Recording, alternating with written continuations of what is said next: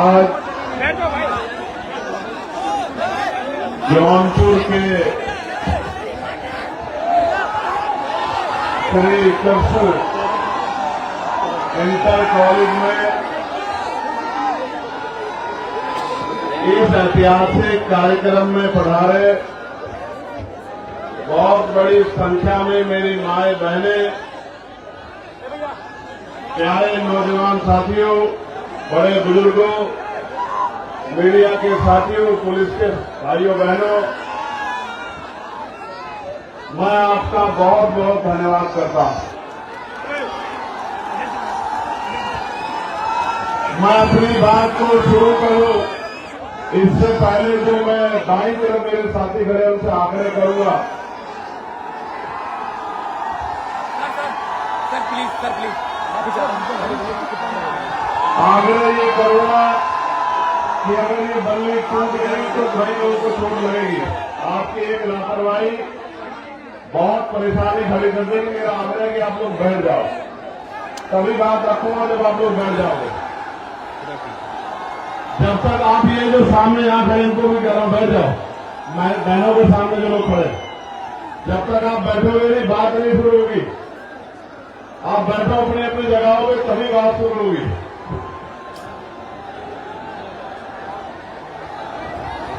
ये जो साथी हैं वो भी बैठो वहां जो सामने, मां बहनों से थोड़े देर पीछे पीछे होकर बैठो कि उनको परेशानी ना हो। प्यारे साथियों, आज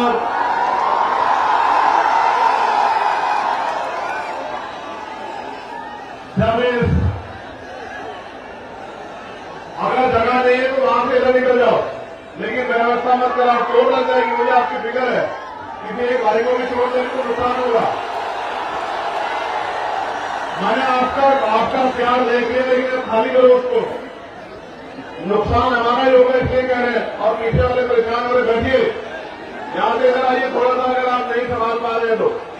अगर जगह नहीं है तो पीछे जाइए, लेकिन व्यवस्था का हिस्सा मत बनिए। बहुत मेहनत की लोगों ने शपथ कराने के लिए, बहुत मेहनत की एक मेरे भाई ने। उसी में लगा दें, जल्दी से खत्म करें। पुलिस के भाइयों से आगे अगर मदद कराइए। खड़े होकर क्या कर रहे हैं आप लोग, देखें क्या माइक में लगा देते हैं।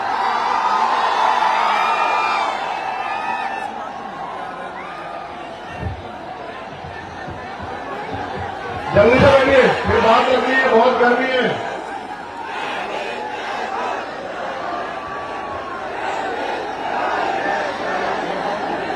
कराइए, व्यवस्था करिए, मदद होगी आपकी, धन्यवाद होगा। प्यारे साथियों, आज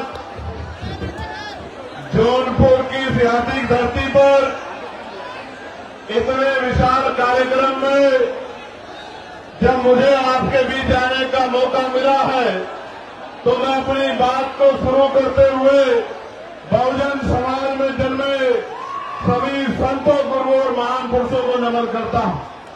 प्यारे साथियों,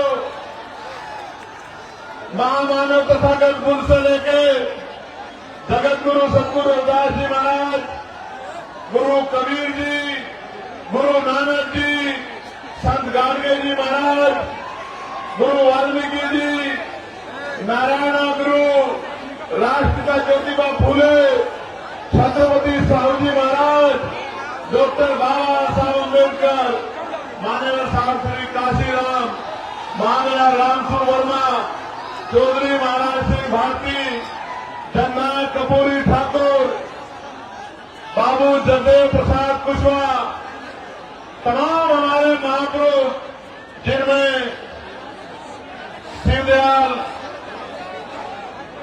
संतराम बी प्रजापति जी, संतू जी लाल जी, महाराजा बिजली पासी जी, मां उदयदेव पासी जी, महाराजा सुहेलदेव जी, और जौनपुर के गब्बर कहे जाने वाले अमर शहीद बाकेर चमार जी को भी मैं नमन करता हूं। इस महान धरती से एक ऐसे नायक जिन्होंने आजादी के कदर में 1857 के समय अपनी टीम के जरिए अंग्रेजों के पैर उखाड़ दिए थे, जिनको गब्बर की उपाधि दी गई, जिनके नाम से अंग्रेज कांपते थे, ऐसे अमर शहीद जिनको भुला दिया गया, वाकई चमार जी को पुनः याद करता हूं। प्यारे साथियों, आज के कार्यक्रम को सफल बनाने के लिए जो मेहनत की गई है, उनमें हमारे प्रदेश के अध्यक्ष भाई सुनील कुमार चित्तौड़ जी, विनय सागर जी, गोरखनाथ बोध जी, जावेद इकबाल जी, मनोज कुमार यादव जी, अनिल प्रेता जी, सुनील लंकेश जी, विवेक कुमार राघव जी, बहन सुनीता जी, जियालाल प्रजापति जी, आशुतोष कुमार जी, अजय जी, अरविंद जी, प्रदीप कुमार जी, ए.के. गौतम जी, जितेंद्र भारती जी, भानु भारती जी, रत्नेश जी, भाई राजीव रियाज जी, सुनील पटेल जी, राजेश गौतम जी, मुकेश जी, पवनेश जी, संदीप सोनकर जी, रविकांत जी, विजय आजाद जी, सत्येंद्र गौतम जी, डॉक्टर सुमन जी, साहब सौरभ जी, भाई अनिल कुमार गौतम जी, डॉक्टर संजय वर्मा जी, मुकेश वाल्मीकि जी, सुशील सागर जी, आकिब जबर जी, तनवीर हसन जी, भोला पटेल जी, तबरेज अहमद जी, भाई सरोज जी, तनवीर अंसारी जी और भाई एसपी मानव जी, शैलेंद्र कुमार जी, राजमणि पटेल जी, राकेश सिद्धार्थ जी, हीरा लाल जी, अहद भाई, इरशाद भाई, उदय प्रताप जी, डॉक्टर शमशेर जी, इंजीनियर राहुल जी, चंदन सिंघानिया जी, समरजीत पटेल जी, अमन जी, अजय जी, अनिल कुमार जी,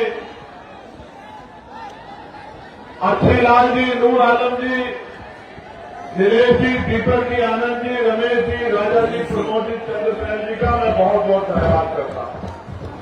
प्यारे साथियों, मैं अगर आज सबसे ज्यादा किसी का धन्यवाद करना चाहता हूं तो अपनी मातृशक्ति का करना चाहता हूं, अपनी माओं का, बहनों का, बच्चियों का, और इसलिए धन्यवाद करना चाहता हूं इसलिए क्योंकि मैंने आने से पहले एक दादी को देखा जो मोटरसाइकिल पे आई है। मुझे नहीं पता वो कहां बैठी है, वो 100 किलोमीटर से आई है, 100 किलोमीटर से मोटरसाइकिल पे। मैंने उन माओं को सुना जो पैदल आ रही थी और उनसे पूछा गया कि आप कहां से आई हैं, तो उन्होंने जो बात कही कि हम अपनी बस लेके आए हैं, अपने पैसे से आए हैं, और अंत में उन्होंने कहा कि उनके पास चाय के पैसे भी अब नहीं बचे। इस प्यार का, इस कर्ज का आज मेरे पास कोई जवाब नहीं है, लेकिन अपनी बात को शुरू करते हुए सबसे पहले आपको ये कह रहा हूं, एक अवसर बनने दीजिए। आपके कच्चे घरों की, आपकी गरीबी, बेबसी, परेशानियों में, तकलीफों को संकल्प करके कहता हूं, जिस दिन अवसर बनेगा, एक साल के अंदर अगर आपके घरों में चिराग नहीं जले, आपके दिल से आशीर्वाद नहीं निकला, आपकी परेशानियां हल नहीं हुई और आपकी आंखों के आंसू नहीं सूखे, आपकी भूख, जिनके लिए आज परेशान होना पड़ता, वो भूख नहीं खत्म हुई, आपको मान सम्मान का जीवन न मिला, तो राजनीति छोड़ के घर बैठ जाऊंगा। मेरी बात को आप याद रखना।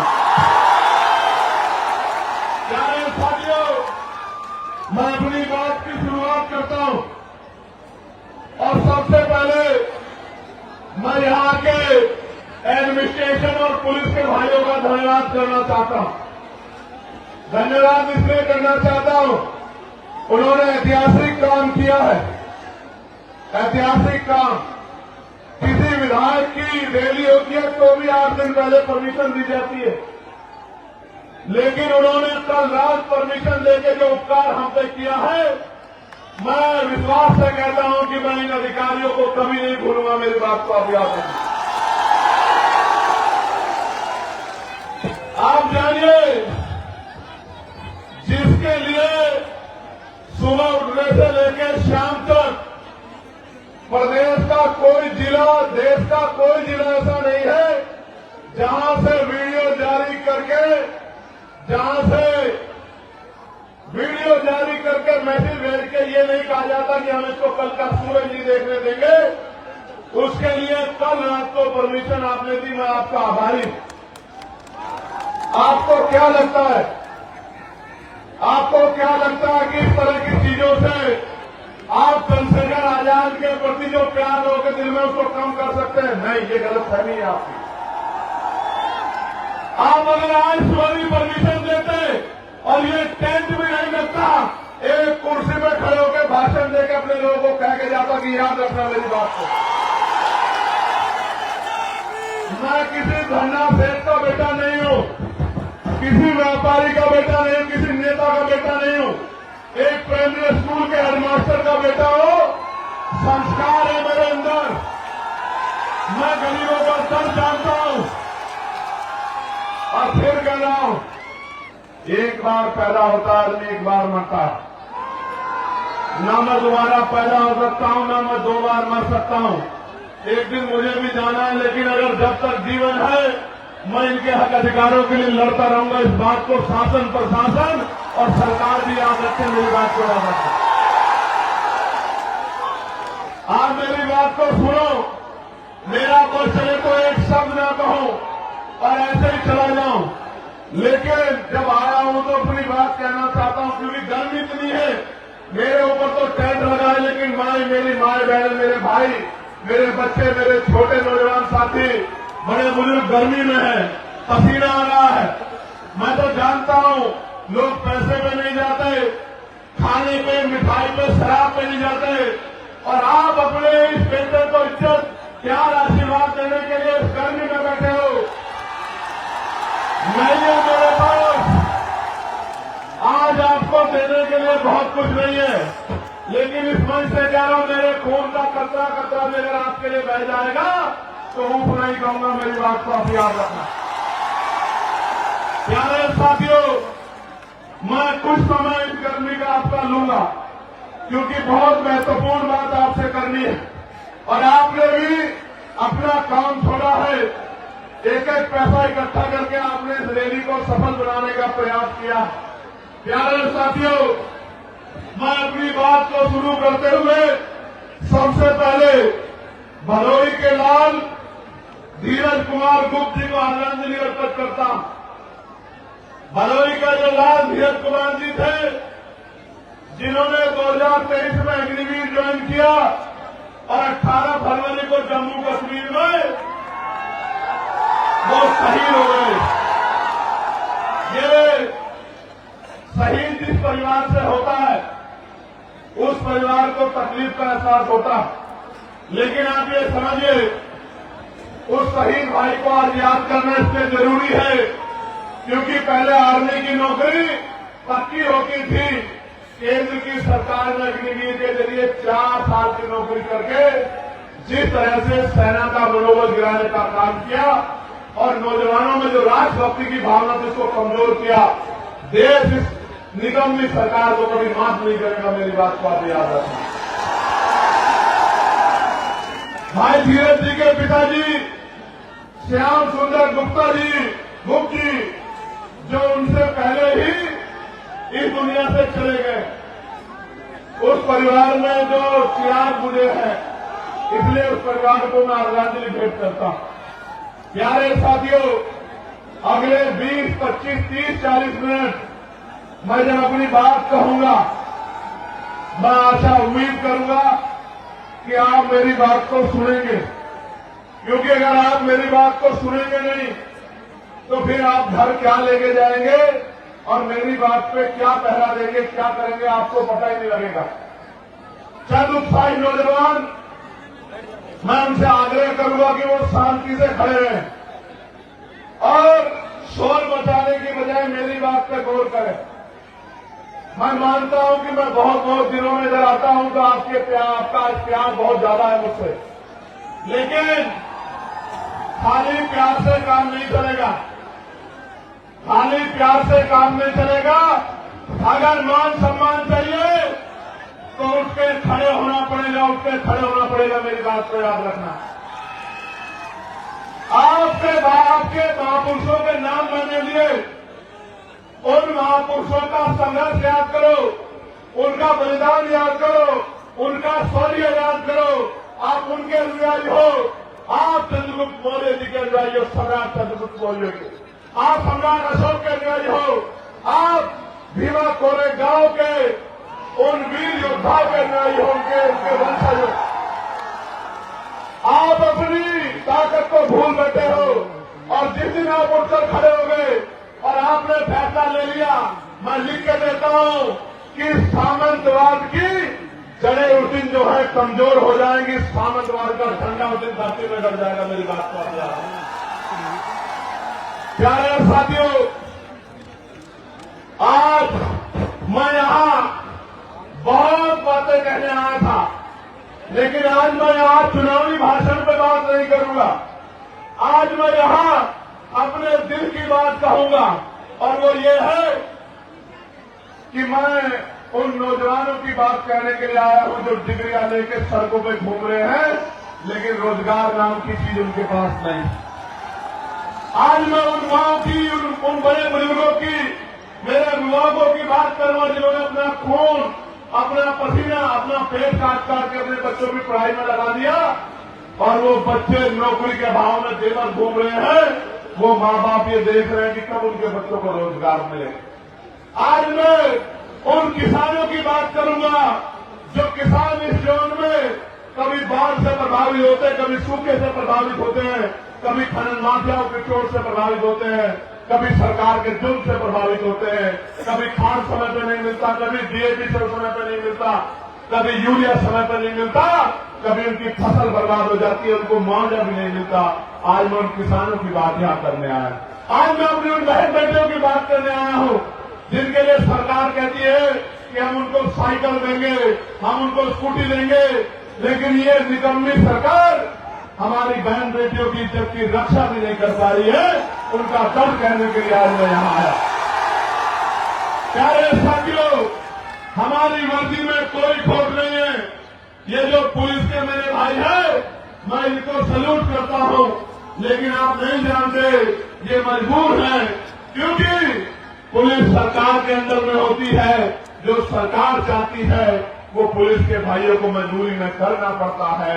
अगर अनुशासन में काम करेंगे तो कार्रवाई होगी, न चाहते हुए भी कई बार मजबूरी में ऐसे कदम उठाते हैं। इसका एक उदाहरण मैंने आपको बता दिया कि रात लेट नाइट परमिशन दे रहे हैं, अगले दिन कार्यक्रम है, टेंट कैसे लगेगा, कार्यक्रम कैसे होगा। इससे एहसास होता है कि पुलिस कितनी मजबूर है। मैं आपको विश्वास दिलाता हूं और पुलिस के भाइयों से शुरुआत करूंगा। एक अवसर बनने दो आजाद समाज पार्टी काशीराम को 8 घंटे की ड्यूटी आपकी करके दिखाएंगे। मेरी बात को सप्ताह में 1 दिन छुट्टी दिला के रहेंगे, आपको याद रखना। प्यारे साथियों, वेतन विषय से दूर कराएंगे आपका जो बैकलॉग है भर के, आपको जो 24 घंटे ड्यूटी का प्रेशर बना हुआ ये खत्म करेंगे, और आपको बॉर्डर स्कीम खत्म करके अपने जिले के बराबर के जिले में जाने की आजादी देंगे। मेरी बात को आप याद रखना। आपसे शुरुआत करें। प्यारे साथियों, अभी शिक्षा मित्रों को मैं बधाई देता हूं, लेकिन बधाई अधूरी है, क्योंकि मैं तो शिक्षा मित्रों का वेतन 25,000 से पार जाता था, लेकिन हमारे सब प्रयास के बाद सरकार ने लगभग 18,000 रुपए की घोषणा की है। प्यारे साथियों, अभी तो शिक्षा मित्रों की बात आगे बढ़ी है, अभी तो लड़ाई पीआरडी के जवानों की बाकी है, होमगार्ड भाइयों बहनों की बाकी है, भोजन माताओं की बाकी है, आशा आंगनबाड़ी बहनों की बाकी है, पंचायत सहायकों की बाकी है, रोजगार सेवकों की बाकी है। जब तक इनके मानदेय वेतन में वृद्धि नहीं होती और इनको कम से कम 20-20 हजार रुपए का रोजगार नहीं मिलता, तब तक हम लोग रुकने वाले नहीं, सरकार को मजबूर करके छोड़ेंगे। इस सरकार को मजबूर करके छोड़ेंगे कि जिनसे काम लेते हो उनको कम से कम इज्जत का वेतन देने का काम करो। सिर्फ यही लड़ाई खत्म नहीं होगी जब तक ग्रामीण क्षेत्रों में महिलाओं को सम्मानपूर्वक रोजगार नहीं मिलेगा, तब तक ये लड़ाई पूरी नहीं हो सकती। मेरी बात को आप याद रखना। और आज कह रहा हूं 2 किलो राशन नहीं दूंगा, आटा चावल नहीं देंगे हम लोग, 2000 रुपए नहीं देंगे, लेकिन आपके बच्चों को इतनी अच्छी शिक्षा देंगे और आपको रोजगार देंगे कि आप 20,000 रुपए घर पर रहकर कमाओगे। मेरी बात को आप याद रखें। आपके बच्चों को इतनी अच्छी शिक्षा देंगे कि वो अपने पैरों पर खड़ा होकर 50,000 रुपए का रोजगार करेगा और आपसे आंसू पूछने का काम करेगा। मेरी बात को आप याद रखें। प्यारे साथियों, उत्तर प्रदेश के हालात बदल रहे हैं, उत्तर प्रदेश के हालात बदल रहे हैं और एक तरफ तो नीले झंडे वाले बाबा साहब अम्बेडकर के अनुयायी पूरे साउथ के अनुयायी घूम रहे हैं, दूसरी तरफ कुछ बहरूपिये भी घूम रहे हैं। और बहरूपियों को कैसे पहचानना है, बहरूपियों को कैसे पहचानना है, तो उनकी बातों में गौर करना पड़ेगा। एक नेताजी तो विधानसभा में खड़े होकर कहते हैं, हालांकि मैं इस भाषा को नहीं यूज करना चाहता था, लेकिन मुखौटे तो उतारने पड़ेंगे, बिना मुखौटे उतरे काम नहीं चलेगा। मैं जो मंचासीन हमारे नेता उनको भी बताना चाहता हूं कि आज देश में सिर्फ चमार जाति को आरक्षण नहीं मिलता, पूरे शेड्यूल कास्ट को आरक्षण मिलता है, पूरे बैकवर्ड कास्ट को आरक्षण मिलता है। और तो और कई सारे मैं देश भर में घूमता हूं, क्षेत्रीय आधार पर तो सामान्य जाति के लोगों को भी हिमाचल में, जम्मू कश्मीर में, उत्तराखंड में आरक्षण का लाभ मिलता है। और तो और 2019 से AWS के जरिए सामान्य जाति के गरीबों को भी आरक्षण का लाभ मिलता है। लेकिन सामंतवादी सोच क्या होती है, इसका उदाहरण मैं आपको बताता हूं कि एक नेता असेंबली में खड़े होकर कहते हैं कि मैंने केवल से पूछा कि आप चमार बनना चाहते हैं। आप समझो मानसिकता क्या है, वो ये बताने का काम कर रहे हैं, क्योंकि निषाद समाज के लोग ये मांग कर रहे हैं कि उनको शेड्यूल कास्ट में रखा जाए, तो ये बताने का काम कर रहे हैं कि जो आरक्षण लेता है वो चमार बन जाता है। और मैं उन नेताजी को और उनके बड़े नेताजी को कहना चाहता हूं मंच से, कभी बाकी चमार का इतिहास पढ़ना तो आपको पता लगेगा, और कभी सिर्फ बाकी चमार का इतिहास मत पढ़ना, कभी चमार रेजिमेंट का इतिहास पढ़ना तो आपको पता लगेगा कि हमारे शौर्य का, कि बहुजन समाज में शौर्य कितना। मैं तो बार बार कहता हूं कि बना के देखो, अहिर रेजिमेंट बना दो, गुजर रेजिमेंट बना दो, पाल रेजिमेंट बना दो, प्रजापति रेजिमेंट बना दो, निषाद रेजिमेंट बना दो, और देश की सेवा में, देश की रक्षा में मौका दो बहुजन समाज के लोगों को, हम दिखाएंगे देश की रक्षा कैसे होती। बनाओ मौर्य रेजिमेंट, बनाओ साक्य रेजिमेंट, बनाओ कुर्मी रेजिमेंट, अगर आपका हिम्मत है बनाओ पटेल रेजिमेंट, और दोनों का हम बताएंगे हमारे अंदर कितनी क्षमता। इतिहास लगा है कि हमने अंग्रेज हो या कोई और शासक हो, किसी के आगे घुटने नहीं टेके, इतिहास बात का गवाह। प्यारे साथियों, आगे बढ़ेगी बात। अब 15 मार्च को मैं निमंत्रण भी देता हूं, और क्योंकि मीडिया पता नहीं क्या प्रचार करेगी, तो आपको बताना भी चाहता हूं कि 15 मार्च को बाराबंकी में आजाद समाज पार्टी का जैसे आज रेला हुआ ना, ये बहुजनों का मेला लगा है यहां जौनपुर में, ऐसा ही मेला लगेगा बाराबंकी में। बाराबंकी में 15 मार्च को, और वो जो बहरूपिये है उनकी पार्टी कह रही है कि हम बहुजन समाज का दिवस बनाएंगे 15 मार्च को।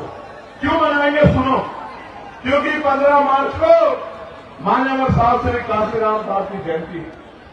लेकिन क्यों मनाएंगे, क्योंकि आपके पास वोट है इसलिए, और आप मान्यवर काशीराम साहब का सम्मान करते हैं, मगर ये नहीं बताएंगे कि मान्यवर काशीराम साहब की जयंती में जो अवकाश तय हुआ था, इन्हीं बहरूपियों की सरकार ने उस अवकाश को कैंसिल करने का काम किया।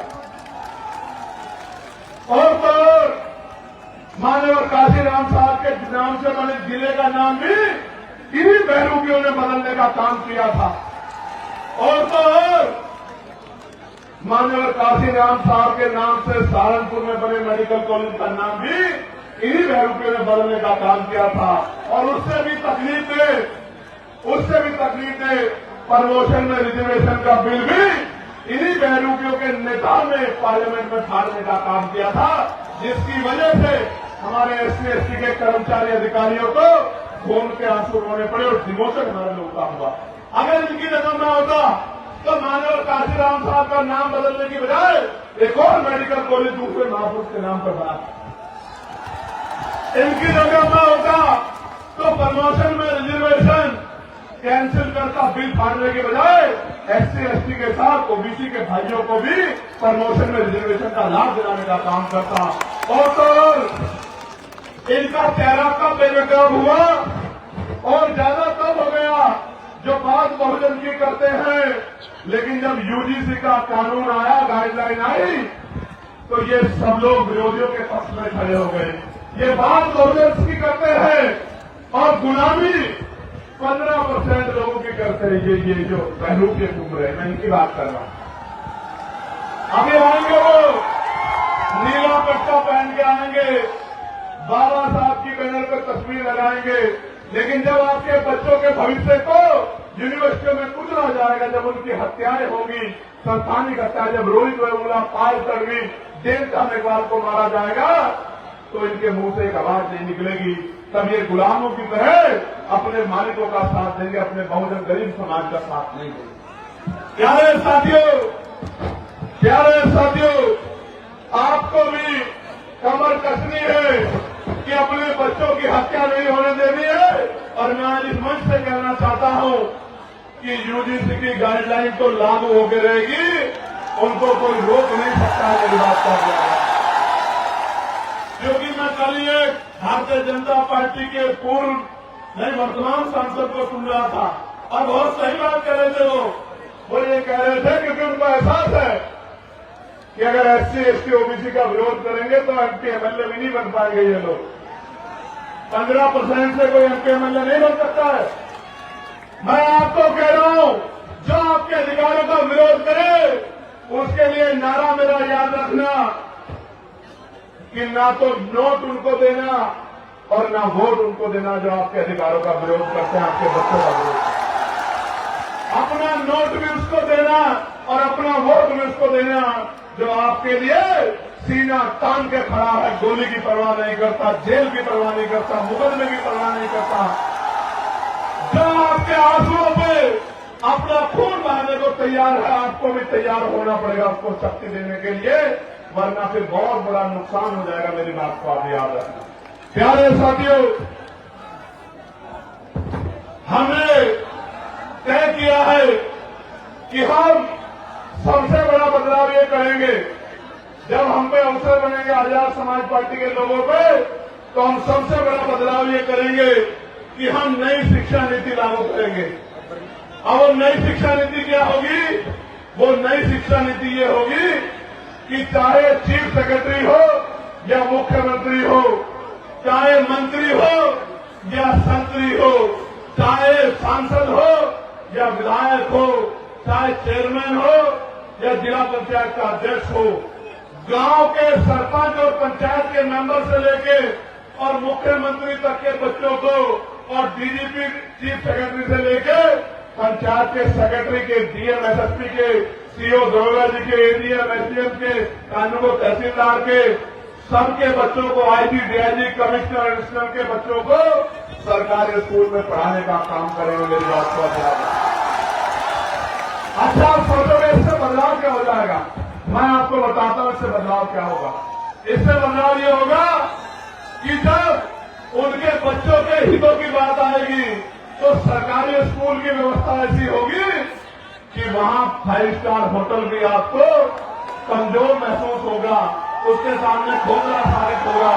क्योंकि जब एक स्कूल में एक ही टेबल पे जिलाधिकारी का, SSP का और किसान मजदूरों का, गरीबों का बच्चा बैठेगा तो टीचर भी टाइम पे आएगा, कमरे भी अच्छे होंगे, साफ सफाई भी होगी और पढ़ाई भी अच्छी होगी। तभी जाके गरीबों के हिस्से में जो है अच्छी जिंदगी के सपने शुरू होंगे। प्यारे साथियों, हम हेल्थ पॉलिसी में बदलाव करेंगे। हम तय करेंगे कि जितने भी लोग कानून बना रहे हैं या जो कानून को लागू करा रहे हैं, उन सबका उनके बच्चों का इलाज सरकारी अस्पताल में हो बीमार होने के बाद। जितनी होगा आप देखना, मशीनें भी अच्छी होंगी, एक्सरा भी वही होगा, सारे टेस्ट भी वही होंगे और दवाइयां भी वही मिलेंगी, बिल्डिंग भी अच्छी होगी, सुविधाएं भी होंगी। तो गरीब की जेब पर जो डाका पड़ रहा है इलाज के कारण, ये डाका नहीं पड़ेगा। मेरी बात को आप याद रखना। प्यारे साथियों, हम कानून व्यवस्था को इतना मजबूत करेंगे कि किसी की हिम्मत नहीं होगी किसी गरीब की बेटी की तरफ, उसके बेटे की तरफ, उसकी जमीन की तरफ, उसकी पत्नी बहनों की तरफ हाथ उठाने की। मेरी बात को आप याद रखना। और जो गुंडागर्दी करेगा उसको ऐसा सबक सिखाएगी पुलिस कि दोबारा पीढ़ी में भी कोई गुंडागर्दी करने वाला माफिया नहीं पैदा होगा। मेरी बात को आप याद रखना। प्यारे साथियों, ये जो केंद्र और राज्य की डबल इंजन की गुंडागर्दी की सरकार चल रही है, इस गुंडागर्दी की सरकार को सबक सिखाने का समय आ गया। मेरे भाइयों, मैं आपसे आग्रह करना चाहता हूं कि इस गुंडागर्दी का जवाब हमें वोट की ताकत से देना। अभी वीरवानपुर में क्या हुआ? वीरवानपुर में क्या हुआ? सत्ता को खुश करने के लिए पुलिस के लोगों ने मेरी मां बहनों के ऊपर लाठियां चलाने का काम किया। पूरे गांव में कितनी मारपीट की आपको पता है। मैं इनको समझाता हूं कि भाई ऐसा काम मत करो। शराब के नशे में जाके आप गांव में अराजकता करोगे और जनता आपसे विरोध नहीं करेगी तो ऐसा नहीं हो सकता। इसलिए मैं इस घटना का संज्ञान लूंगा और जो अन्याय वहां हुआ है लोकसभा में 9 तारीख से जब लोकसभा चलेगी, उस अन्याय को देश के प्रधानमंत्री के सामने दिखाने का काम करूंगा। उनको बताऊंगा कि उनकी सरकार किस तरह की गुंडागर्दी उत्तर प्रदेश में कर रही गरीबों के साथ। ये जो धर्म की बात करती है, महापुरुषों के सम्मान की, भारतीय जनता पार्टी की डबल इंजन की गुंडागर्दी वाली सरकार मां अहिल्याबाई होलकर का कितना अपमान किया। उनकी मूर्तियां तोड़ तोड़ के जो है वो फैला दी और जो नौजवान संघर्ष करने गया उनको लाठियों से पीट के जेल में बंद कर दिया। इतनी गुंडागर्दी कर रही है सरकार। प्यारे साथियों, काशी द्वार बनाया जा रहा है बनारस में। एयरपोर्ट के पास 16 ग्राम सभा की जमीन को बिना मुआवजे के छीनने का काम कर रहे हैं। सरकार का काम लोगों को घर देना होता है, जमीन देनी होती है, जमीन छीननी नहीं होती। लेकिन उत्तर प्रदेश की गुंडागर्दी करने वाली सरकार जबरन लोगों की जमीनें छीनने का काम कर रही है। प्रयागराज के फूलपुर के चटिनोता मुकुंदपुर गांव में जबरन जमीन अधिग्रहण की जा रही है और किसान आंदोलन कर रहा है। और किसान तो ये भी कह रहा है जान दे देंगे लेकिन जमीन नहीं देंगे। आप ये देखो किस तरह से किसानों को, मजदूरों को नोचने का काम ये सरकार कर रही है। प्यारे साथियों, फतेहपुर जिले में मनरेगा कर्मियों को 6 माह से मानदेय नहीं मिल रहा है क्योंकि नया जी राम जी कानून लाके इन्होंने 40% पहला सरकार को, राज्य सरकार को देने को कहा है और राज्य सरकार पूर्ण कर्जे में है। उत्तर प्रदेश के हर व्यक्ति पे लगभग 30-35 हजार रुपए का कर्ज है इनकी गलत नीतियों की वजह से। आज तो हालात ऐसे हैं, दुकान मंडी, दाल मंडी में जो दुकानें तोड़ी जा रही है, लगभग 100 दुकानें ऐसे जिनका मुआवजा सरकार ने अभी तक नहीं दिया। मिर्जापुर में बाढ़ और सूखे की मार से जनता परेशान है लेकिन सरकार की आंखें नहीं खुल रही है। और गाजीपुर में गंगा कटान और बाढ़ की समस्या से किसान और आम आदमी परेशान है। उनको फसलों का दाम भी नहीं मिल रहा है और सरकार सोई बैठी है। जनपद चंदौली में जो लाइफ लाइन कही जाती है, लेबरनासा मुख्य न्यायालय की इतनी हालत खराब है कि किसान सिंचाई के लिए भी परेशान है। प्यारे साथियों, हमने तय किया है कि अब इस गुंडागर्दी की सरकार को उत्तर प्रदेश से खराब करना है और खदेड़ करना ही नहीं है, इनकी हालत ऐसी करनी है कि दोबारा जनता के साथ अन्याय करने के बारे में ये सोच भी ना पाए। प्यारे साथियों, और इसके लिए पड़ेगी, आपको मुझे हिम्मत दिखानी पड़ेगी, आपको मुझे ताकत बनानी पड़ेगी। और जिस तरह 69,000 शिक्षक भर्ती के बच्चों को इन्होंने, जिसमें पिछड़े वर्ग के बच्चे हैं, पाल, प्रजापति, कश्यप, सैनी, मौर्य, साक्य, शुक्ला, बिंद, राजभर, केवट, मल्ला, यादव, भूषण, झा, तमाम पिछड़े जातियों के बच्चे, सैन विश्वकर्मा के बच्चे, मेरे आज भी याद है, लाठियां मार मार के उन बहनों के हाथ तोड़ दिए लखनऊ में, जब वो मुख्यमंत्री उप मुख्यमंत्री के दरवाजे गई, लेकिन उनको नौकरी सरकार ने आज तक नहीं दी है। मैं पूछना चाहता हूं, जो सरकार गरीबों के बच्चों की नौकरी छीनने का काम करती है, वो क्या गरीबों की जैसी हो सकती है क्या? मैं आपको याद दिलाना चाहता हूं, कप्तान में क्या हुआ मेरठ में, आपने देखा था नहीं देखा तो बताओ। जब मैं उस मां को न्याय दिलाने के लिए और अपनी बहन बेटी जिसको उठा ले गए थे गुंडे, उसको बरामद कराने के लिए दौड़ रहा सड़कों पे, आपने देखा था नहीं देखा था? क्यों दौड़ना पड़ रहा था मुझे?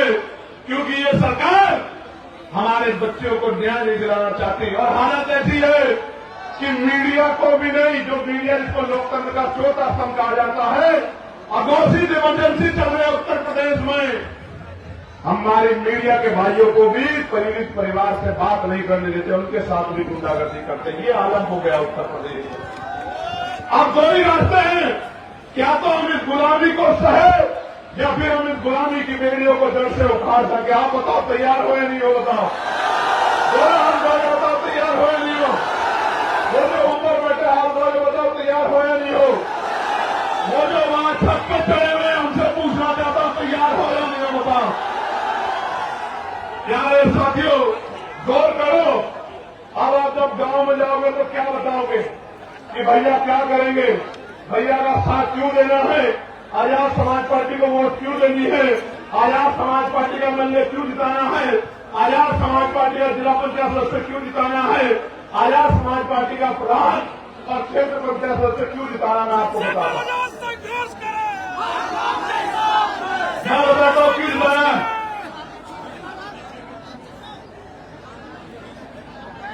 मैं बताता हूं क्यों जिताना। अगर आपको 15% अतिरिक्त आरक्षण चाहिए पिछड़े वर्ग के लोगों को, पिछड़े समाज को, मौर्य जी यहां बैठे, प्रजापति जी यहां बैठे, बिल्कुल साफ कह रहा हूं,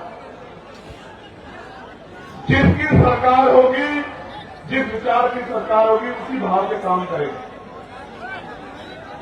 इस उत्तर प्रदेश में पिछड़े अति पिछड़े समाज की जब 1931 में जनगणना हुई तो 52% था। फिर उसके बाद 600-700 नई जातियां उसमें जोड़ दी गई। आज वो 70% के करीब, 65% के करीब मिल क्या रहा है, 27% आरक्षण। वो भी मध्य प्रदेश में जहां 90% SC/ST OBC है, वहां मिल रहा है 14%, 13% आरक्षण भी दे रहे हैं। यूजीसी का मामला सुप्रीम कोर्ट में जाता, मैं सम्मान करता हूं सुप्रीम कोर्ट का, लेकिन अगले दिन इसके हो जाता है। लेकिन आपका मामला कई सालों के बाद कोई पूछने वाला नहीं है। आज मैं ऐलान करके कह रहा हूं, आप जाके घर घर बताना। और क्योंकि हम लोग महापुरुषों को मानने वाले लोग हैं, हमारा संकल्प ही हमारी शक्ति है। जिस तरह केंद्र की सरकार ने 10% आरक्षण 3 दिन के अंदर सामान्य जाति के गरीब भाइयों को दिया था बिना आंकड़ा दिखाए, 15% आरक्षण पिछड़ी अति पिछड़ी वर्ग के भाइयों को 27% से अलग आजाद समाज पार्टी का नाम दिलाने का काम करेगी। मेरी बात को आप याद रखें। जो अति पिछड़ी जातियां हैं, 100 नौकरी आएगी तो 15 नौकरी आपके परिवारों में उस तरह पहुंचेगी जिनमें आपके हिस्से को कोई दूसरा नहीं ले पाएगा। और बाकी आपकी हिम्मत पे है, आप पढ़े लिखे आपके बच्चे जनरल मेरिट या पिछड़े वर्ग में भी जाएंगे तो उसमें भी आपकी नौकरियों का संरक्षण करने का काम हम लोग करेंगे। मेरी बात को आप प्यारे साथियों, जातिगत गणना में ओबीसी का अगर कॉलम जुड़वाना है, ओबीसी की गणना करानी है, ये पता करना है कि ट्रैक्टर किसके पास है, ट्रॉली किसके पास है, बस किसके पास है, 4 पहिया गाड़ी किसके पास है, 2 पहिया गाड़ी किसके पास है, किसके अकाउंट में कितने पैसे, किसके पास कितना बिजनेस है, किसके पास क्या व्यापार है, किसके पास कौन शिक्षित है, किसके पास जमीन में जानकारी करनी है तो जनगणना करानी नहीं पड़ेगी और आर्थिक आंकड़े भी उसके जारी करने पड़ेंगे। ये तभी संभव होगा जब आजाद समाज पार्टी काशीराम के मेंबर असेंबली में और पार्लियामेंट में खड़े होंगे, तभी संभव होगा। इसके अलावा कोई रास्ता नहीं। प्यारे साथियों, अगर प्रमोशन में रिजर्वेशन SC, ST, OBC के कर्मचारियों को दिलाना है, उनके हितों की रक्षा करनी है, तो आपको आजाद समाज पार्टी काशीराम को ताकत देनी चाहिए। अगर आपको निजी क्षेत्रों में आरक्षण लागू कराना है, अपने बच्चों की हिस्सेदारी सुनिश्चित करनी है भेदभाव वाले समाज में, तो आजाद समाज पार्टी काशीराम को आपको वोट देगी। क्योंकि आजाद समाज पार्टी काशीराम का इकलौता सांसद वहां UGC के गाइडलाइन के समर्थन में सड़क और संसद में लड़ रहा था, दिल्ली जंतर मंतर में लड़ रहा था, बाकी तो आंख छिपा छिपा के इधर उधर घूम रहे। प्यारे साथियों, जो दुख तकलीफों में आपके नहीं हुए, वो कल सत्ता में के अहंकार में आपके क्या हो जाएंगे, इस बात को आपको समझना पड़ेगा। इसलिए मैं आपसे कह रहा हूं कि आजाद समाज पार्टी को अगर आप कामयाब करेंगे, ताकत देंगे, तो फिर आपकी ताकत मजबूत होती जाएगी। गौर से सुनो मेरे प्यारे साथियों, अब बदलाव की घड़ी आ चुकी है। इस घड़ी का मैं भी इंतजार कर रहा हूं और आपको भी इंतजार है। आप जो इतना पैसा खर्च करके, समय खर्च करके इस कड़ाके की गर्मी में यहां डटे हुए हो, तो फिर आज यहां दिल पे ये संकल्प लेके जाओ, अपने दिल में दिमाग में बात मजबूत करके जाओ कि हमारे ऊपर जो जुल्म हुआ है, हमारे ऊपर जो अन्याय हुआ है, हमारे अधिकारों को जो लूटा गया है, हमें एक एक अधिकार छीन के लेना है और छीन के लेने के लिए हमें शक्ति बनानी है। और लोकतंत्र में शक्ति वो वोट में होती है। अपने वोट को मजबूत करना है, अपने बूथ को मजबूत करना है, अपने सत्य को मजबूत करना है। प्यारे साथियों, आज जनता की अदालत लगी है, जनता की अदालत, और जनता की अदालत में फैसला होना है और इसका मौका 2027 में आएगा। बेसब्री से इंतजार है मुझे कि आप अपनी गुलामी की बेड़ियां काटने के लिए किस तरह का प्रयास करोगे, ये बताने के लिए मैं आज आपके पास आया। प्यारे साथियों, मेरी बात पे गौर करो। कब तक बेबसी, लाचारी, गरीबी, बीमारी, परेशानियों की जिंदगी जियोगे? एक समय था कि देश आजाद नहीं था, तमाम तरह के व्यवधान थे, तमाम तरह के जो है आपके ऊपर बंदी से लगाई गई थी, लेकिन बाबा साहब अम्बेडकर ने, मैं इस कहानी को इसलिए कह रहा हूं कि आपको, मेरी नौजवान पीढ़ी को पता लगे कि बाबा साहब अम्बेडकर ने अपने 4-4 बच्चे कुर्बान किए और कैसा समय बिताया। गौर से सुनो, ये जो अगली 10 मिनट है, ये आपके दिल पे ऐसी छाप छोड़ेगी कि आपको पता रहेगा बाबा साहब ने हमारे लिए क्या किया। प्यारे साथियों, इस देश में जिसके पास वोट का अधिकार नहीं है, वो किसी संवैधानिक पद पे नहीं जा सकता है। मेरी बात को आप याद रखना। सिर्फ संवैधानिक पद पे नहीं जा सकता है, उसकी सुनवाई भी कहीं नहीं होगी। इस देश में 1917 से पहले 30% लोग वोट का अधिकार रखते थे। कितने परसेंट लोग? जोर से बताओ, जोर से बताओ। 30% लोग। फिर मॉन्टेगो चेमफोर्ड सुधार समिति बनी, उसने कुछ नए प्रावधान जोड़े, अमेंडमेंट किया कि वोट का अधिकार बढ़ना चाहिए, तो फिर नए लोगों को वोट का अधिकार मिला। किनको? जो पढ़े लिखे हैं बहुत, किनको? जो बहुत पैसे वाले हैं, किनको? जो जमींदार हैं, किनको? जो लगान देते हैं, किनको? जो व्यापारी है, और आप गरीब समाज उसमें नहीं था। फिर 15% लोगों को वोट का अधिकार हो गया। और आपको जान के बड़ा अचरज होगा कि जो आज आपके मसीहा बनते धर्म के नाम पे जो नारा लगाते हिंदू हिंदू भाई भाई, जो नारा लगाते जात पात पिछड़ो विदाई, एक आदमी नहीं था कि दलित पिछड़ो आदिवासियों को वोट का अधिकार मिल जाए। मैं आपको बताना चाहता हूं कि 1919 से पहले गरीब दलित पिछड़ी महिलाओं को तो छोड़ दीजिए, आदिवासी महिलाओं को छोड़ दीजिए, सामान्य जाति की एक भी महिला को वोट देने का अधिकार भारत के अंदर नहीं। उन 15% वोटर में एक भी दलित पिछड़ा आदिवासी नहीं था। 1928 में, मैं अपने नेताओं को भी बता रहा हूं कि वो भी गौर से सुने, 1928 में बाबा साहब अम्बेडकर ने बहिष्कृत भिक्षाणी महासभा के उसके बैनर तले मेमोरेंडम दिया ब्रिटिश काउंसिल को और कहा कि ये लोकतंत्र नहीं है, देखो धनतंत्र है, पूंजीपतियों का, मनुवादियों का, सामंतवादियों का गठजोड़ है। आज भी हमारे लोगों को वोट का अधिकार नहीं है। आपको भारत के हालात का नहीं पता है। जब पूरी बात मेमोरेंडम में कही, उस मेमोरेंडम की जांच करने के लिए साइमन कमीशन भारत आया। जब साइमन कमीशन ने यहाँ की इतिहास हिस्ट्री को देखा, यहाँ के हालात को देखा, यहाँ के लोगों से बात की, तो फिर 3 गवर्नमेंट सम्मेलन हुए। उन 3 गवर्नमेंट सम्मेलन में बाबा साहब अम्बेडकर ने हम लोगों का प्रतिनिधित्व किया और बाबा साहब अम्बेडकर को कम्युनल अवार्ड मिला।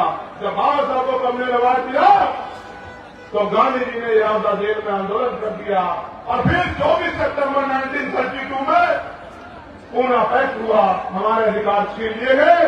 बाबा साहब ने तो ये कहा कि मैं एक फल लेकर आया था अपने गरीब समाज के लिए। इन मनुवादियों ने उस फल को छीन लिया, उसके छिलके मेरे मुंह पे मार दिए, जिसको आरक्षण का ताना दिया जाता। मैं आपको बताना चाहता हूं मेरे भाइयों, यहाँ पोती मेरी माँ हो, मेरे बच्चों, मेरे नौजवान बहादुर योद्धाओं, मेरे विभागों को बाबा साहब अम्बेडकर के अथक प्रयासों से भारत पहला ऐसा देश है जिसमें हर व्यक्ति को, बालिग व्यक्ति को वोट का अधिकार मिला, सारी महिलाओं को वोट का अधिकार मिला, सार्वभौमिक मताधिकार लागू हुआ। अमेरिका नहीं कर पाया आजादी के समय, संविधान लागू होने के समय ब्रिटेन नहीं कर पाया, यूरोप नहीं कर पाया, रूस नहीं कर पाया। ये अगर सामाजिक न्याय का चरित्र किसी में था तो आपके महापुरुषों में था, फूले में था, साहू में था, परियार में था, दयानंद यादव में था, बाबू जगदेव प्रसाद कुशवाहा, जननायक कपूर ठाकुर में था और बाबा साहब अम्बेडकर जैसे महान पुरुषों में था, जिसकी बदौलत इस देश में कमजोर वर्गों के लोगों की इज्जत बनी। आज भी आप जाके देखो, जिस बस्ती में वोट नहीं है, न वहां बिजली है, न पानी है, न सड़क है,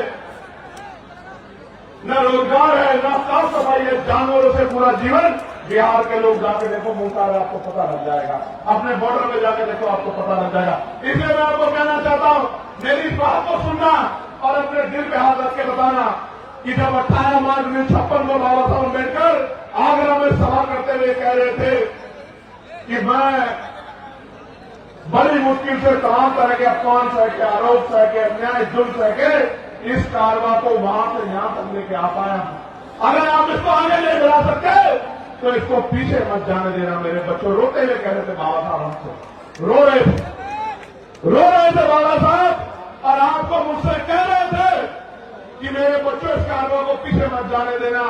और बाबा साहब ये कह रहे थे, गौर से सुनो नौजवानों, मेरे जिगर के टुकड़ों, गौर से सुनो।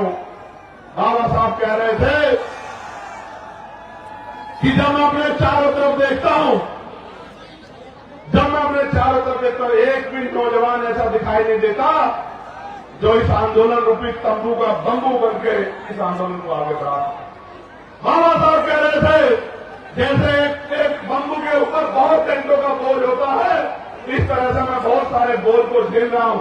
मैं बूढ़ा हो चला हूं, शांति से मरना चाहता हूं, लेकिन एक भी नौजवान मेरे आंदोलन को आगे बढ़ाने के लिए खड़ा नहीं हो रहा है। और आज मैं गौरवान्वित हूं कि ये लाखों का समंदर और इसमें नौजवानों का ये सर इनकलाब इस बात की गवाही दे रहा है कि हमने बाबा साहब के दर्द को मान लिया, हमने बाबा साहब अम्बेडकर के दर्द को मान लिया है और हमने बाबा साहब के पूरे सपने को पूरा करने का मन में ठान लिया है।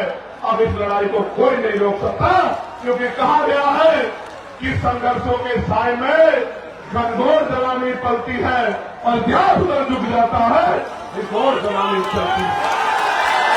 प्यारे साथियों, गौर से सुनो, गुलामी किसे कहते हैं? गुलामी ये है कि जब आप हार मान जाओ, गिरना गुलामी नहीं होता, फेल होना गुलामी नहीं होता, लेकिन जब आपके अंदर ये बात बैठ जाए कि आप जीत नहीं सकते, तो गुलामी कहते हैं। 4 दिन पहले बदायूं में एक नौजवान 3 मुस्लिम बुजुर्गों, 2 मुस्लिम बुजुर्गों एक नौजवान को पीट रहा। वो 3 लोग चाहते हैं तो उसका बंदर बना देते पीट के, लेकिन गुलामी इस बात को कहते हैं कि वो 3 लोग हिम्मत नहीं जुटा पाए और बिना किसी अपराध के पिटते रहे, बेइज्जत होते, इसको गुलामी कहते हैं। आज के हालात उत्तर प्रदेश में किसी को कहीं से पकड़ो, कहीं गोली मारो, कहीं दिखाओ और कोई मुकदमा लगाओ, क्योंकि वो मुसलमान है तो कोई पूछने वाला नहीं, वो यादव है तो कोई पूछने वाला नहीं है, वो कुर्मी है तो काश प्रजापति का सब है तो कोई पूछने वाला नहीं है, वो निसार है तो कोई पूछने वाला नहीं है, फांसी है तो कोई पूछने वाला नहीं, गोली मारो जेल हो। मदरसे में कब्जा, मस्जिद पे कब्जा, खानका पे कब्जा, कोई पूछने वाला नहीं है। पुलिस की मौजूदगी में फतेहपुर के मकबरे में जाकर तोड़ कर देने की कहने वाला, क्यों? क्योंकि सबको डर लगता है कि कहीं ये भीड़ आपकी जान ना ले ले। और एक बहुत बड़े महापुरुष ने कहा था कि कुछ लोग कभी इस वजह से नहीं लड़े कहीं वो मर ना जाए, जबकि सच ये है कि एक दिन सबको मरना है। जिस दिन मौत आएगी कोई बचा नहीं पाएगा, कोई रोक नहीं पाएगा। इसलिए मैं आपको कहना चाहता हूं और मैं आपसे पूछना चाहता हूं, क्या आप यहां से जाके काम करोगे नहीं करोगे? बताओ मुझे, क्या करना है आपको पता है नहीं पता है? मैं आपको बताता हूं क्या करना। आज जब मैं अपनी बात को कह के यहां से जाऊंगा तो मेरे बाद पैसे वाले लोग आवाज आ रही है, अरे आवाज कहां खड़ा करना, अब नीचे करो। जब मैं अपनी बात कह के आज यहां से जाऊंगा मेरे बाद पैसे वाले सक्रिय हो जाएंगे, आपके घरों पे आएंगे, चुनाव का समय आएगा, कहेंगे पैसा ले लो, साठ ले लो, मिठाई ले लो, शराब ले लो। चंद्रशेखर आजाद के चक्कर में मत पड़ो, चंद्रशेखर आजाद बहुत दूर रहता है, आपको यही रहना है। मैं आपको वचन देकर कहता हूं, अगर आप मेरा काम उठेगी तो आप उठाने वाला चैन से सो नहीं पाएगा। मेरी बात को आगे चंद्रशेखर आजाद आपसे दूर नहीं रहता, उनको बता दो कि चंद्रशेखर आजाद आपके दिलों में रहता है और उसको पैसे जगा मिल सकते हो। एक दिन के लिए नहीं दिया वोट। बाबा अम्बेडकर ने कहा है और मानव काशीराम साहब ने कि वोट का अधिकार गुलामी से मुक्ति के लिए दिया है, बिकने के लिए नहीं दिया है। और वोट की रक्षा ऐसे करनी है जैसे बहन बेटियों की रक्षा करते हैं। मैं आपको कहना चाहता हूं मेरे लोगों, बिल्कुल मत घबराना, आने वाला समय आपका है। मेरी बात को आप याद रखें। करना क्या है? करना यह है कि यहां से जाके मुझसे वादा करो कि मैं अपने बूथ को तैयार करूंगा, हर बहुजन समाज के व्यक्ति के घर जाऊंगा, हर घर में जाके अपनी नीतियां बताऊंगा, अपनी पार्टी का एजेंडा बताऊंगा, भाईचारा बनाऊंगा और एक एक वोट आजाद समाज पार्टी के समर्थन में तैयार करने का काम करूंगा। बताओ करोगे नहीं करोगे? करोगे नहीं करोगे? बताओ। मैं अपनी मां को कहना चाहता हूं, अपने इस राज्य में फोन करना, बेटी की तस्वीर, बेटे की तस्वीर, बहन को जो मुझसे लगती है, मेरी बुआ को जो आपकी नजर लगती है उसको फोन करना और कहना कि इधर उधर नहीं देखना, इस बार वोट आजाद समाज पार्टी काशीराम को अपने भाई चंद्रशेखर आजाद को जाएगा नहीं जाएगा? बताओ। और आप लोग क्या करोगे? आप लोग ये करना कि अपनी बस्ती को तैयार करना, अपने कस्बे को तैयार करना, अपने गांव को तैयार करना। और अगर सच्ची श्रद्धांजलि देना चाहते हो बाबा साहब को, उनके आंसू को सुधारना चाहते हो, अपने गांव का सपना पूरा करना चाहते हो, तो इस गरीबी बेबसी के जीवन को खत्म करने के लिए आपको खुद को मजबूत करना पड़ेगा। आजाद समाज पार्टी जब कोई पैसा लेके आएगा तो भूल को नहीं आओगे मुझे, जोर से बताओ, दोनों हाथ उठा के बताओ, भूल को नहीं आओगे। ऐसा तो नहीं होगा किसी और की नाराजगी मुझसे निकालोगे? पक्का? कोई ऐसा तो नहीं कि आपको गुमराह कर दे? ताकत बनाओगे बनाओगे, मेहनत करोगे नहीं करोगे? मेरे प्यारे साथियों सुनो, मांगने से भीख मिलती, अधिकार छीनने पड़ते हैं और छीनने के लिए शक्ति बनानी पड़ती है। और जब तक वोट का अधिकार हमारे पास है तब तक ही मौका है कि हम संविधान को मानने वाले लोग हैं, हम किसी दूसरे रास्ते को इख्तियार नहीं कर सकते। इसलिए मैं आपसे कहना चाहता हूं, करोगे ना मेहनत? कौन आता है बताओ, करोगे नहीं करोगे मेहनत? वो जो पीछे है ना मेहनत के बाद हाथ भी बताओ, करोगे नहीं करोगे मेहनत? आवाज नहीं जाने लग जाएगी, बताओ वो जो पीछे मेहनत करोगे नहीं करोगे? ये बताओ, इस गरीबी के जीवन में खुश हो गया? इसको बदलना चाहते हो ना, तो पहले खुद को बदलना पड़ेगा। तैयार हो नहीं हो? अपने महापुरुषों के संघर्ष को कामयाब करोगे नहीं करोगे? ताकत बनाओगे नहीं बनाओगे? जुल्म जाति की बेड़ियां काटोगे नहीं काटोगे? अब मैं चुप हूं, आप बताओ क्या करोगे? मदद करोगे नहीं करोगे? बताओ। आवाज नहीं आ रही, अभी नहीं आ रही। देखो, जब आजाद समाज पार्टी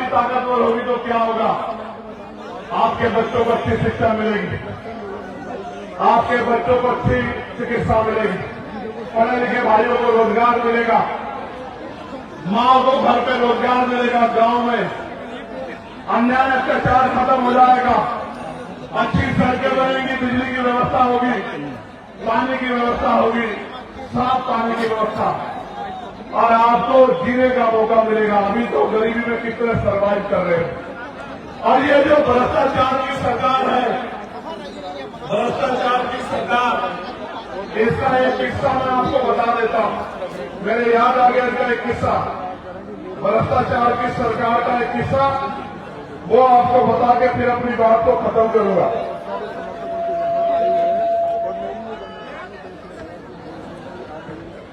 हापुड़ एक जिला है पश्चिमी उत्तर प्रदेश में, वहां 517 गरीब जोड़ों की शादी का कार्यक्रम था। 75 लाख रुपए में टेंडर दिया गया ठेकेदार साहब को, लेकिन जब बाराती आए तो जो टेंट लगा हुआ था वो फटा हुआ था, और जब बाराती खाना खाने गए तो खाना इतना सड़ा हुआ था कि उसको आदमी को छोड़ो जानवर भी ना खाए। ये योजना नहीं ला रहे हैं, ये योजनाओं के जरिए अपने पेट को भरने का काम कर रहे, गरीबों के हक की मेहनत की कमाई को छीन के ये लूटने का काम कर रहे हैं। इस भ्रष्टाचारी सरकार को हमको 2027 में जवाब देना है, अपनी ताकत बनाते। भ्रष्टाचार रोकोगे नहीं रोकोगे? पक्का? तो मैं आपका सबका बहुत बहुत धन्यवाद करता हूं और आपसे अपील करता हूं कि आज से आप काम में जुट जाना। अगर आशा बहनें, आंगनबाड़ी बहनें, भोजन माता, पंचायत सहायक, रोजगार सेवक, पीआरटी के जवान, होमगार्ड भाइयों के लिए अगर उनके वेतन में वृद्धि करानी है, अपने पढ़े लिखे बच्चों के लिए रोजगार चाहिए, अपने क्षेत्रों में विकास कराना है, और ये जो पेपरों में पेपर लीक होते हैं, भर्तियों में घोटाले होते हैं, बंद कराने हैं, निष्पक्ष भर्तियां करानी है, तो फिर कमर कर देना, आपसे जाकर मेहनत करने का काम करना। करोगे नहीं करोगे? करोगे? दोनों हाथ उठाओगे, एक बार धन्यवाद कर दो। ऊपर वालों ने कम हाथ उठाया जो वहां है, नारा लगाओ मेरे साथ, जय भीम, जय भारत, जय संविधान, जय मंडल, जय जवान, वोट हमारा, राज तुम्हारा, वोट हमारा, राज तुम्हारा। एक नारा जो नया दिया है आज, वोट किसको दोगे?